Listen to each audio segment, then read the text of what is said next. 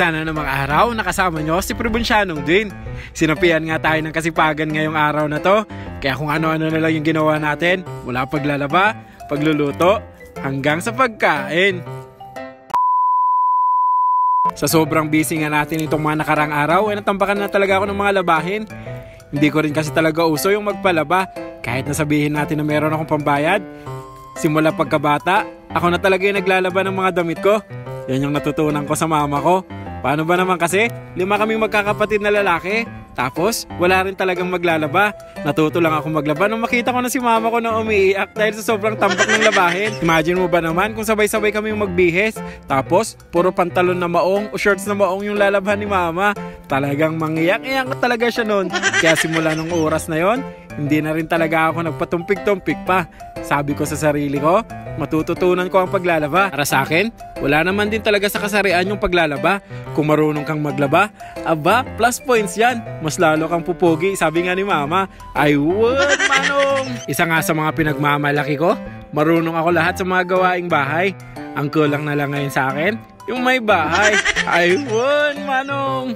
At habang magpapahinga ako dyan, nag-iisip na nga ako kung ano ulit yung lulutuin kong ulam pananghalian. Sobrang bilis nga ng oras, hindi ko na namamalayan na oras na naman pala ng tanghalian.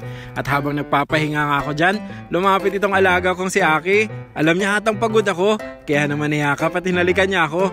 Napakalambing talaga nitong aso ko, pero iniisip ko sa mga oras na yan, sana sa susunod pag pagod ako, hindi na aso yung niyakap at hahalik sa akin. Sana tao naman. I would, manong! Napagkasunduan nga namin ng pinsan ko na magugulay kami ngayon ng ambabaay. Kaya naman kinuha ko na yung hagdan at tumakyat ako ng bunga ng malunggay. Isa rin to kasi sa mga masarap na ihalo doon sa gulay na ambabaay. Sa mga hindi nakakaalam, yung gulay na ambabaay nga parang yung isang uod. Pero sinasabi ko sa inyo, napakasarap nun. Namitas na nga rin pala ako dito ng bunga ng kalabasa. Itong bunga ng kalabasa pala, ito yung pampalinaw ng mata. Baka sa susunod, pag nakita mo na ako, luminaw na yung paningin mo sa akin. Ay, would, manong! Pero hindi, masarap din talaga to ihalo sa ambabaay at saka sa bunga ng malunggay kung wala kayong kamote. Tinignan ko nga itong isang to, maliit pa lang pero may sira na. Kaya sabi ko, pitasin ko na. At habang papunta nga ako doon sa pagkukuhanan ko ng ambabaay, sumalubong sa akin itong puting pusa na to. Napaka-cute-cute mo talaga. Tapos, meron din pala ditong bunga ng papaya. Pag nasa probinsya ka talaga, hindi ka mawawalan ng gulay. Ito nga pala yung itsura ng ambabaay na sinasabi ko kanina. Mukha siyang uod na nakadikit sa mga dahon. Pero sinasabi ko sa inyo, isa yan sa mga pinakasikat na gulay dito sa amin. Seasonal lang kasi ito, o ibig sabihin, minsan lang sa loob ng isang taon pag mamulaklak.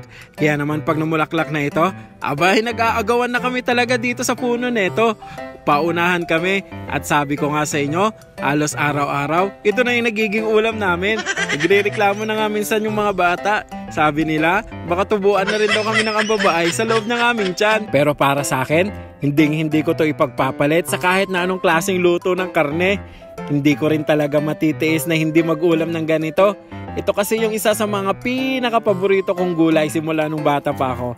Pero sinasabi ko sa'yo, pag pinagpili ako ang babae o ikaw, syempre hindi kita ipagpapalit. Ay, would, manong!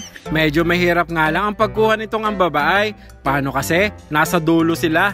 At kahit na medyo malalaki na yung sanga na nakikita mo, medyo marupok din talaga yung kanilang mga sanga. Kaya sobrang ingat ka dapat. At syempre, kung gusto mong mas maraming makuha, dapat meron kang panungkit. Pinali ko na nga yung ibang mga sanga para makuha ko lahat yung mga bulaklak ng ambabaay. Kaya tatay, pag napapanood mo ito, pasensya ka na. Yung tanim mong ambabaay, ngayon parang kalbo na. Itong 3 pusa nga to na maliliit at mapuputi. Talaga namang nakasunod silang lagi. Ayan nga't naglalaro sila. So ito yung nakuha namin na ambabaay. Hindi ko alam kung anong tawag sa inyo nito. Paki-comment down below kung anong tawag sa inyo nito. Pero ito yung ulamin natin, ito yung gugulay natin. Nagumpisa na nga ako ditong magluto. Nagpainit na nga ako dito ng kawali, tapos nilagyan ko na rin itong mantika. Pag tayo nga palang magkasama, sinisiguro ko sa'yo na hindi init ang ulo mo, pero mabubusog ka dahil marunong ako magluto. Naggisa na nga rin pala tayo dito ng luya, sibuyas at bawang. Sa mga nagtatanong, sa aming mga Ilocano, hindi talaga nawawala yung luya pag nagigisa. Sinunod ko na nga rin itong mga makikinis na kamatis na napitas ko lang din sa mga pananim namin. Imagine mo, itong buong recipe na lulutuin ko, ang ginastos ko lang dito 25 pesos. Yung isasahog ko lang na sardinas, and then the rest, fresh. At higit sa lahat, libre na nating napitas. Yan ang kagandahan pag probinsyano. Ay, manong! Ginisa ko na nga rin pala dito yung kalabasa. Inuna ko yung kalabasa kasi yan yung medyo matagal maluto. Tapos, nilagay ko na itong sardinas. Wala tayong isasahog ngayon, kaya sardinas laang. Pero syempre, hindi rin laang-laang ang lasa niyan. Masarap talaga din yan. Sinimot ko nga yung sardinas. Nilagyan ko pa na ng tubig yung lata para talagang masimot yung lasa niya. Pagkatapos, tinakpan ko lang at nung kumulo na, hinalo-halo ko lang. Saka naman natin ilalagay itong bunga ng malunggay. Sabi sa amin dati ng lola ko, kumain kayo ng maraming gulay para humaba yung buhay ninyo. Sabi ko sa kanya noon, Lola, wala naman tayong ibang choice, kundi gulay lang naman talaga yung nauulam natin araw-araw. Pero hindi ako nagre-reklamo kay lola. Nagpapasalamat pa nga ako dahil sa kanila natutunan kong kumain ng gulay. Naglagay na nga rin pala ako ng tubig para merong sabaw itong gulay natin. Tapos, halo-haluin lang natin. Hihintayin natin itong kumulo at ating tatakpan. At nung kumulo na, ilalagay na natin yung sekreto ng mga taga-Pangasinan, ang bagoong. Ito nga pala isang boneless bagoong. Pero dapat, bagoong na isda yung gagamitin ko dyan. Pero wala kami nyan. Kahit alin pa dyan yung gagamitin mo, the best at masarap na yan pag merong bagoong talaga. Tapos, ilalagay na natin itong star ng ating gulay. Paki-comment down below kung anong tawag sa lugar ninyo nitong ambabaay. Alam ko kasi, sa iba, may iba't ibang tawag nito ng ambabaay. Kaya naman paki-comment down para alam ko kung saan lugar kayo. Para nang sa ganon, sa susunod na video, ma-shoutout ko kayo. Huy, sikat na yan. Ayun, manong! Medyo madali nga lang maluto itong ambabaay.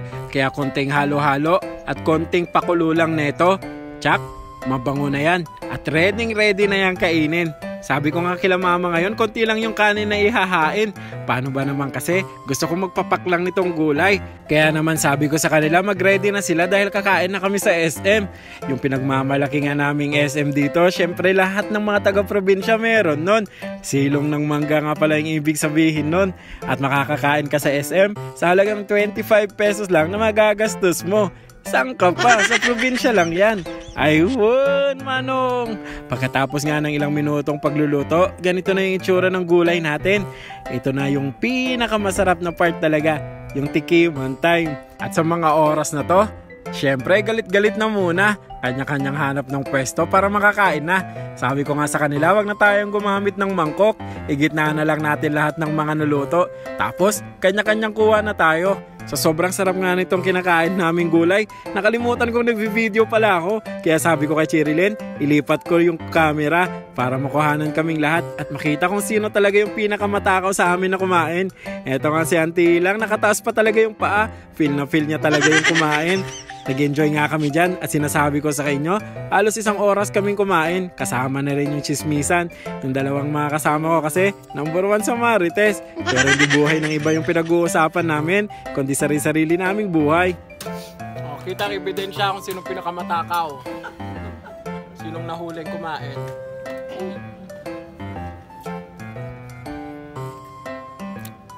At hanggang dito na nga lang ulit mga ka-Prom Day. Hanggang sa susunod, maraming salamat sa pagsama sa amin. Paalam!